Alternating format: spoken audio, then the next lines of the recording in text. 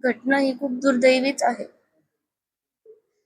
कारण की माझ्या पतीची हत्या ही फक्त त्यांच्या कपाळाच्या भगव्या टिळ्यामुळे त्या क्रूर जिहाद्यांनी केलेली आहे. माझे पती महानगरपालिकेचे कर्मचारी होते. ते त्यांचं काम करायला गेले होते, पण त्यांच्या कपाळावरचा भगवा टिळा बघून त्यांची अशी क्रूर पद्धतीने हत्या करण्यात आली. हत्येनंतर त्यांचा जीव गेला. ते माझ्यासोबत नाहीये आज.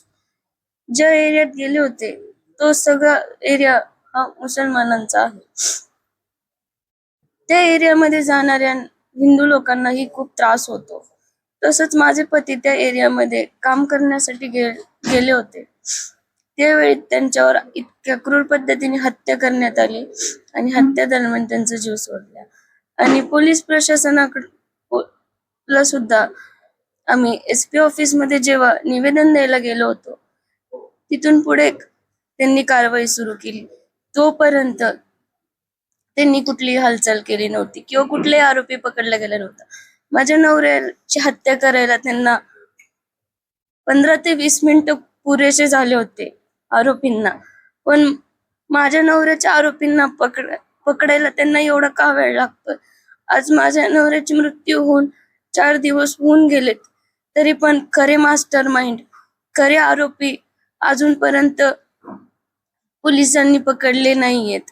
आणि आम्हाला अजून ते कळून सुद्धा देत नाही की खरे आरोपी कुठे आहेत, त्यांनी पकडलेत की नाही, ते आरोपी पकडलेले खरे आहेत की खोटे आहेत, हे सुद्धा आम्हाला कळत नाहीये. म्हणजे कुठेतरी आम्हाला दाबण्याचा प्रयत्न चालू आहे. तर माझी प्रशासनाला एवढीच मागणी आहे, कळकळीची विनंती आहे की तुम्ही माझ्या नवऱ्याच्या केसमध्ये दखल द्यावी.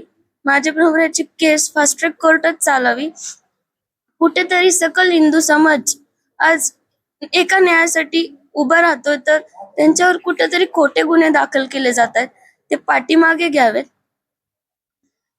आरोपींच्या घरावर बुलडोझरची कारवाई केली जावी आणि आम्हाला न्याय मिळावा.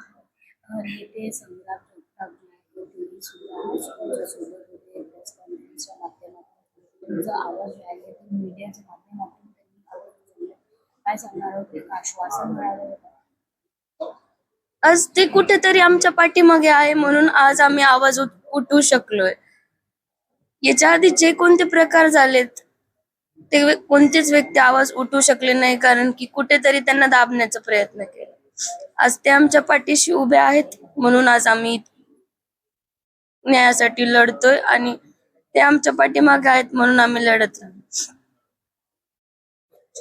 निष्पक्ष बातम्या, नवा दृष्टिकोन. युवा स्तंभ न्यूज नेटवर्क.